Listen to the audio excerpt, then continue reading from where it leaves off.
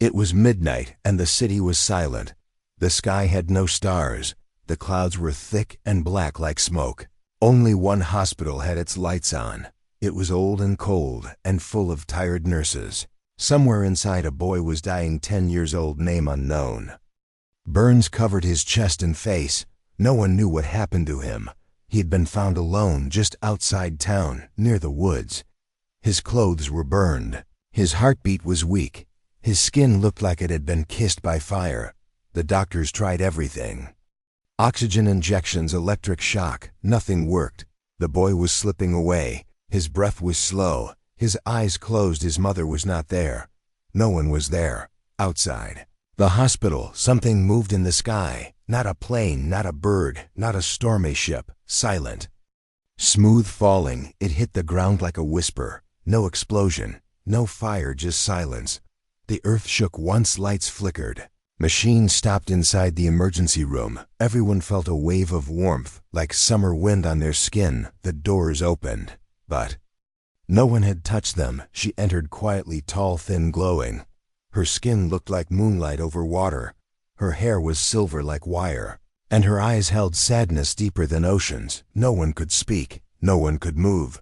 She walked to the dying boy.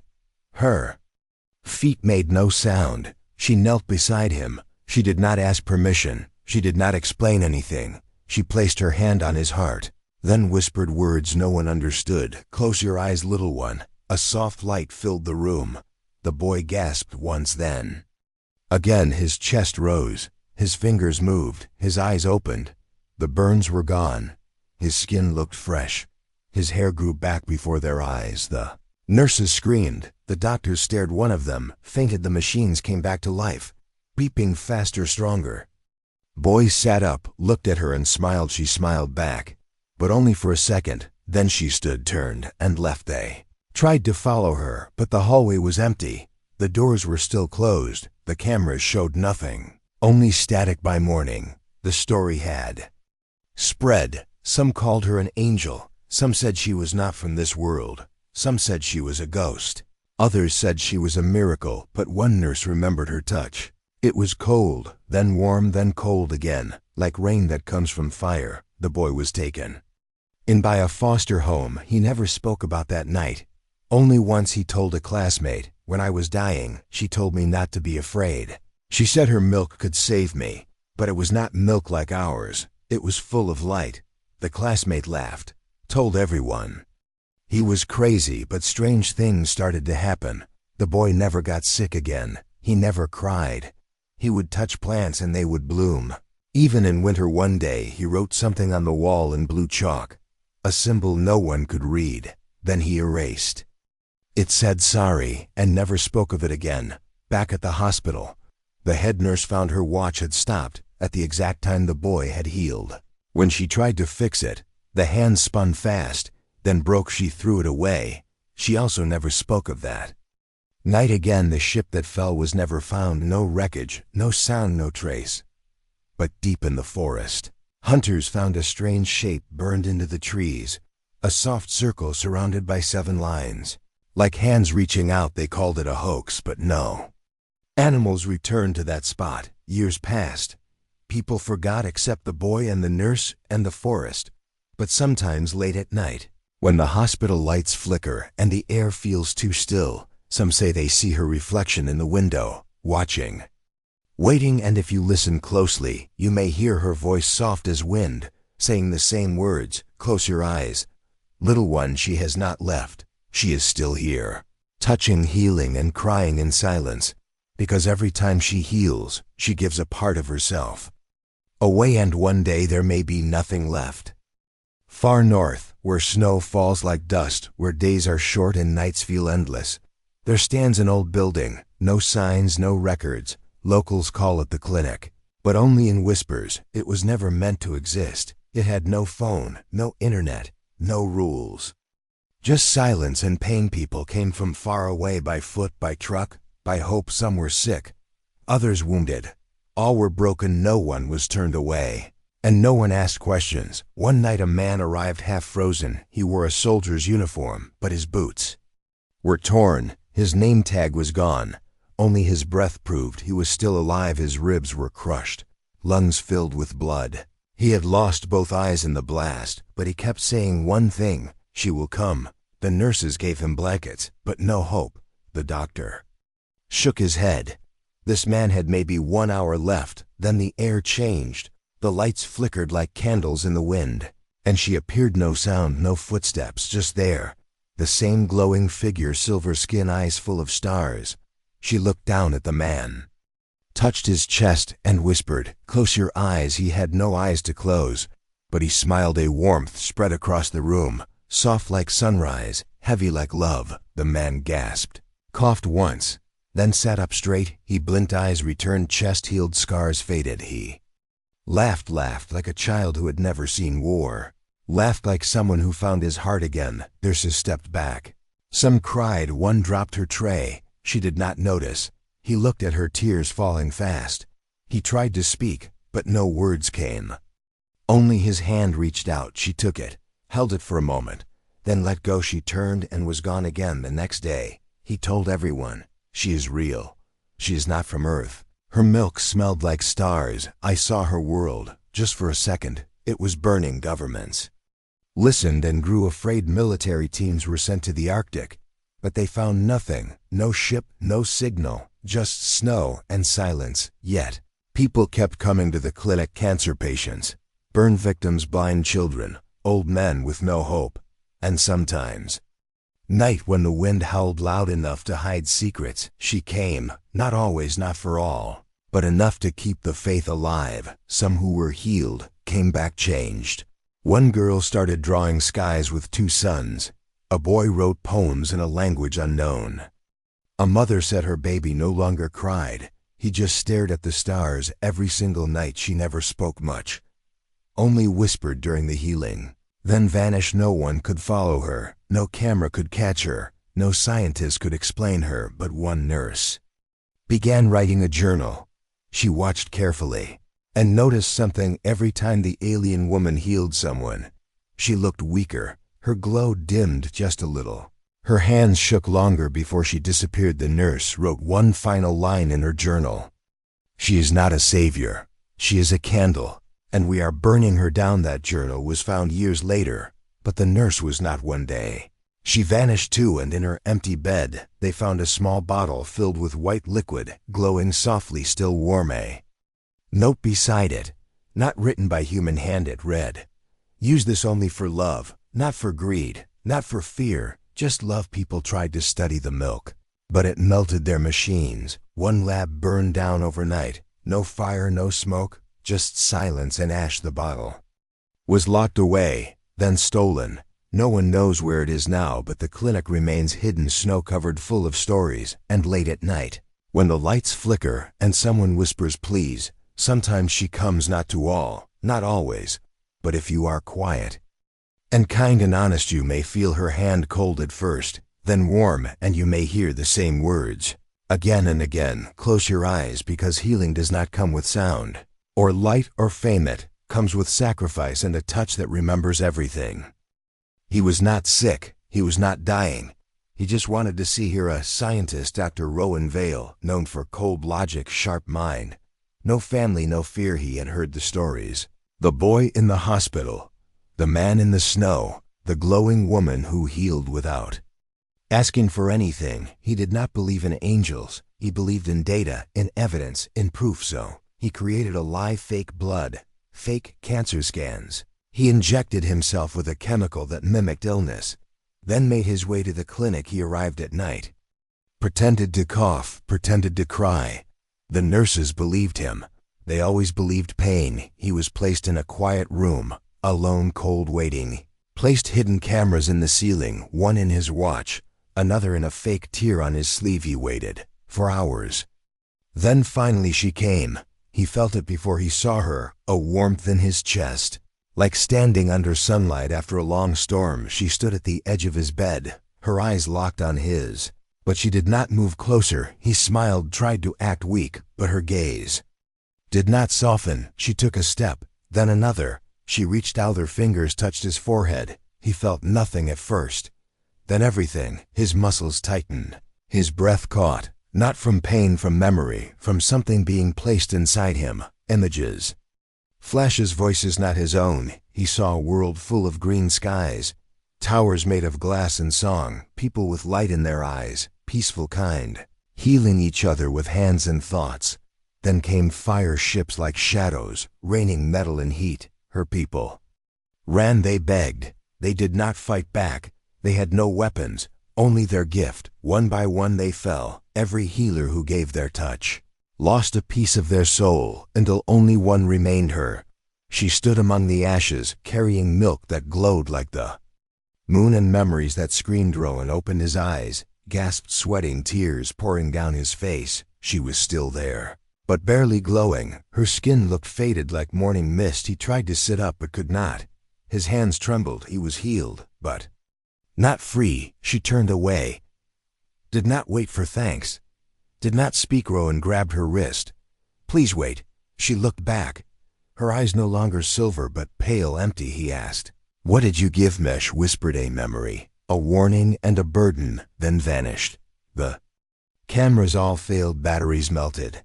No footage survived. Rowan tried to explain, but no one believed him. He wrote down what he saw, every detail, every image. Then he started hearing things, whispers when alone, soft voices speaking the language he did not know, calling him, begging him, asking for help. He stopped sleeping. He stopped eating. He spent hours drawing ships he had never seen, sketching faces that cried without eyes. He went back to the clinic, asked for her, begged. She did not come. He collapsed on the floor, crying, holding his own head, saying over and over, she is not healing. She is sharing. She is giving her world away, one soul at a time.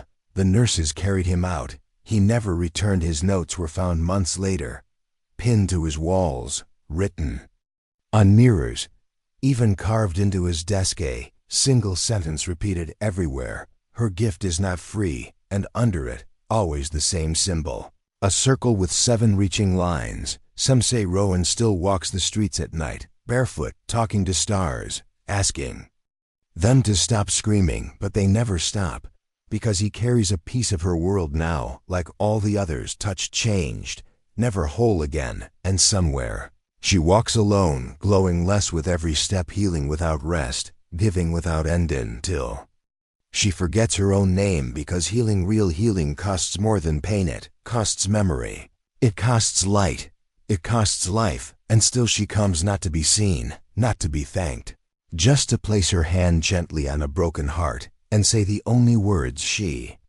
remembers. Close your eyes. His name was Leo, 7 years old, small, quiet, afraid of loud sounds, born with asthma, lived with his grandmother in a town where winter never ended. One day he stopped breathing. No warning, no sickness, just a cold night and a tighter chest. His grandmother ran with him in her arms. No coat, no shoes, just tears and prayer. She reached the edge of the forest, fell to her knees, and whispered what others had whispered before her. Please, if you are real, help him, take me instead. Just let him breathe again. Then everything became still, no wind, no sound, only stillness, like the world holding its breath. A warm light appeared in the trees, soft, pale, moving slowly toward them. The woman with glowing skin stepped out from the shadows. No shoes, no fear, only sadness. In her eyes she looked at Leo, placed her hand on his back, whispered the words the trees had already learned. Close your eyes. The air shifted, snow melted in circles around them. Leo coughed, then gasped, then breathed. His chest rose with strength. His lips turned pink. He looked around as if waking from a long sleep. The woman stepped back, watched for one more moment, then disappeared into the forest. The grandmother held her grandson close, her heart full, her eyes wide. But Leo was not the same. He began to draw, first with crayons, then chalk, then whatever he could find. Strange ships with wings like blades, cities with tall windows and flying bridges, people without mouths, machines that looked alive, filled the walls of their small home. One picture after another. He did not speak. He only drew. His grandmother asked what he was making. He replied, I remember them. Who? She asked. The ones who were burning. She tried to stop him, took away his crayons, painted over the walls. but he found ways scratched. Symbols into ice on the windows, traced them in flour on the kitchen table. Drew with water on the wooden floor. He began speaking in his sleep. Words no one understood, soft, smooth, but full of pain. The local doctor came, watched Leo, wrote notes, then called someone else soon. Men in suits arrived, asked questions, took samples. They wanted to take Leo away. The grandmother said no. They said it was not a choice that night. She packed bags, took Leo by the hand and ran. They hid in a cabin near the mountain. Cold, dark, but safe, or so she thought. Leo began talking again, but not like before. He spoke of wars, of cities broken in silence, of skies that screamed, of mothers who healed until they faded. He said she had shown him everything, not just her touch, but her mind, her memory, her sorrow. She was not only healing, she was remembering through them. He said she puts pieces of herself in us, and we carry them like jars full of light. One night he woke from sleep crying hard, holding his head. They found her. Said they hurt her. She is hiding again, but they are close. His grandmother held him, rocked him slowly, and asked who was coming. He whispered, the ones who burned her world. The lights flickered. The fire turned blue, and outside the snow stopped falling in. The morning Leo was gone. No footprints, no broken door. Only his last drawing burned gently into the wood. A woman, kneeling, with her hand on a child's head above her, a ship with eyes instead of engines. The grandmother waited for years. She never moved, never spoke to anyone again. She believed he was still alive somewhere in the stars, carrying memories not his own, and far away in a hidden forest. A boy walked barefoot over moss, glowing faintly, eyes full of stars. He touched trees, and they bloomed. He touched rivers, and they warmed, and sometimes he whispered the words she had given him. Close your eyes, because now he remembered too, not just the healing, not just the gift, but the war, the screams, the fire that took her people, and the light she left behind inside, the ones she saved. They called her a threat, not a miracle, not a healer, not hope. A threat. The world had changed. Too many were talking, too many were believing.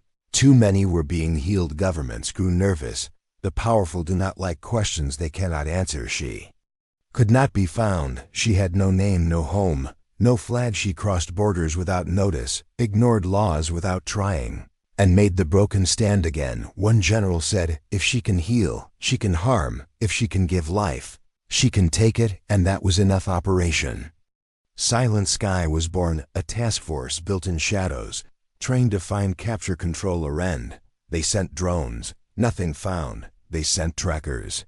No trail. But then one of the healed spoke. A man once blind, now clear-eyed and sharp. He spoke. Too much told them where she might go next. A girl with bone cancer, living in a small village near the river. Everyone said she was close to death, and so the team waited. They hid in the trees, cameras ready, weapons charged, hearts unsure. Then the lights flickered. Just once the girl stopped crying. Her mother stood still, and a soft glow filled the room. She stepped out from nothing, as if the air itself made her. Her skin still shimmered, but less than before. Her eyes held the same sadness, deeper now, heavier. She knelt beside the girl, placed her hand over the small chest, and whispered, close your eyes. The soldiers moved in, fast, silent, precise. She turned her head, saw them, did not run. One soldier stepped forward, young, calm. He had a scar across his neck from a wound no doctor could fix, but he had been healed once. By her. He had never spoken of it, not to command, not to family. Now he saw her again. He remembered the touch, the warmth, the quiet voice, and he raised his weapon. Not at her, but at his team. Stay back, he said. She is not the enemy. His captain shouted, ordered him to stand down, but the young soldier stood between them, shielding her with his body. He said, she saved my daughter when no one else could. When your science gave up. The room went still. Girl on the bed opened her eyes, smiling, alive. The glow faded from the alien woman's hands. She looked tired, almost transparent. The team lowered their weapons, but not all of them. A second shot rang out, a beam meant for her chest, fast, bright. The young soldier moved, took the hit, fell without sound. She caught him before he hit the ground, held his face, tears in her eyes, and for the first time, she spoke loud enough for all to hear. You Fear what you do not understand. She placed her hand on his wound. No whisper, no glow, only silence. He breathed again, shaking eyes wide. She turned, looked at the rest of them. I am not what you think. I do not conquer. I do not control. I only give, but every gift takes from mesh. Stood, walked to the door, then paused. If you choose fear, you will lose me. If you choose greed, you will lose yourselves. She left, vanishing into night, leaving only warmth behind. The girl was still smiling. The soldier was still breathing. The team stood frozen. Their mission was complete, but their purpose was broken.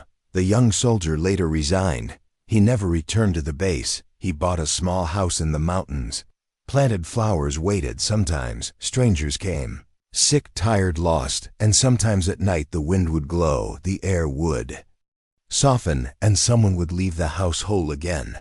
They say he never charged a single coin, never spoke of what happened, only left one sign on his door. She is not a threat, she is the cure. It started without warning, a cough, a fever, then silence. They called it red sleep. No cure, no delay. Once it entered your lungs, you had 7 days. Doctors fell first, then nurses, then families. Hospitals overflowed, streets emptied, children cried into pillows. Fathers whispered final words through locked doors. Airports shut down, borders vanished, nations stopped speaking, leaders disappeared one by one. The lights of the world went out. Hope was measured in hours. Some remembered her, the stories healing the light, but she was gone, vanished, hunted, forgotten, or so they thought. Then came a man, old, blind, carrying a stick made of glass and wood. He stood on a broken building, spoke to the sky. Cameras caught his voice. It spread across dead screens. She saved me long ago when the world was still breathing. She is not legend. She is not God. She is real, and I know where she is. People watched. Some laughed, others listened. Then the sick started walking to the mountains, to the forest, to the forgotten place where snow kissed the sky. Thousands came, silent, desperate, breathing heavy, holding the ones they loved. They found her, not in light, but in shadow. She stood at the edge of the forest, eyes tired, body thin, her glow barely visible, but she was still standing. One child stepped forward, barefoot, shivering, skin pale from fever. She reached down, touched the small chest, closed her eyes. The wind stopped. The trees leaned forward. The earth went quiet. The child gasped, coughed once, then stood strong. It had begun. Looked at the people, then spoke. Bring me the children first. Let them come to me. One by one they came, burning, bleeding, too weak to cry. She touched each one, her hands shaking, her breath slower with every gift. Some took seconds, others minutes, but no child died. People wept, fell to their knees, reached for her hands. She pulled away. My touch is not for glory. It is for those who believe in kindness, in love, in sacrifice. She healed through the night, and the next, but her glow faded more with each soul. Doctors watched, tried to learn. They offered machines, blood science. She said no. This is not for study. This is not for power. This is for mercy. Then she fell, not dead, not asleep, somewhere in between. They carried her to a glass room, wrapped her in silk, watched her breathe once every hour. They cried, prayed, but the virus returned faster, stronger. Now even children were falling again. The people returned to the forest, begged her to wake. Nothing, until a voice spoke, soft, small, clear. It was the boy from the hospital, now grown, now glowing. He stepped forward, placed his hand on the glass. She gave me everything. Now I will give it back. His fingers touched hers. His eyes closed. Light poured from their hands. Not fire, not power, but memory. The kind that smells like rain and feels like love. She opened her eyes just once. She smiled, then turned to light. Her body faded, her glow lifted, and in her place, only silence. The boy fell, but he did not fade. He stood slowly, eyes full of stars, skin warm, heartbeat strong. He looked at the crowd. She is not gone. She is inside us. Everyone she healed carries her. He pointed to the sick. Now it is our turn. The world had changed, not because she ruled it, not because she built it, but because she touched it, one child at a time, one broken soul at a time. She never asked for anything, only gave. And now She was gone but not lost the boy who once lay dying in a hospital bed, now stood at the edge of a mountain, his eyes full of her light, his hands warm with her memory. He could feel them. All the ones she had healed, the soldier, the old man, the blind mother, the silent girl, they carried pieces of her not just in body, but in spirit. He closed his eyes and reached inward, not for power, but for peace, and he felt her there. Quiet, still watching, he opened his eyes, looked at the world below, cities rebuilding, children laughing, old men planting gardens. The virus fading, not from medicine, but from kindness. He had healed 2,000, but every time it cost him something, a dream, a memory, a part of his own soul, and he finally understood what she had given, not magic, not science, but love heavy and endless, willing to burn itself to keep others warm. The governments tried again, tried to find him, tried to study him. They offered money, shelter, worship. He refused. He left the cities, moved through villages like a quiet wind, healed with hands, listened with silence, left before dawn. People built statues, but they never caught him. Some said he had wings, others said he could speak to water. Many believed he would bring her back, but he said no. She gave what she could. Now it is our turn. He found others like him, children she had touched, people who had felt her sorrow and carried her memory.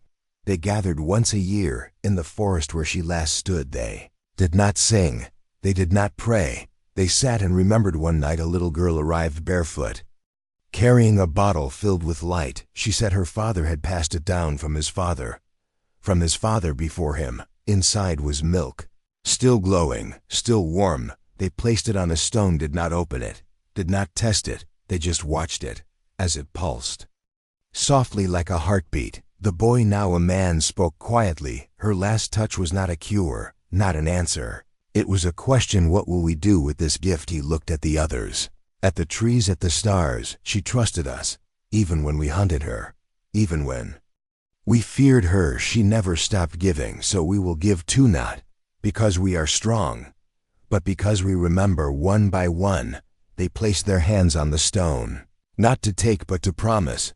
They would protect the weak, heal the broken, remember the forgotten, and if the world ever burned again, if the sky turned red, if fear rose once more, they would not run, they would not hide. They would stand and say her words. Close your eyes, because the ones who remember will become the light, and the ones who love will carry her forever. The bottle still glows. Some say it holds the last of her, others say it holds the first of something new. Either way, it is not hers anymore. It belongs to us, and every time someone touches it, they feel warmth, a whisper, a presence. She is watching, not from the sky, but from the quiet spaces between hearts, waiting, not to return, but to see if we understood what healing truly means. And as long as we do, she will never be gone.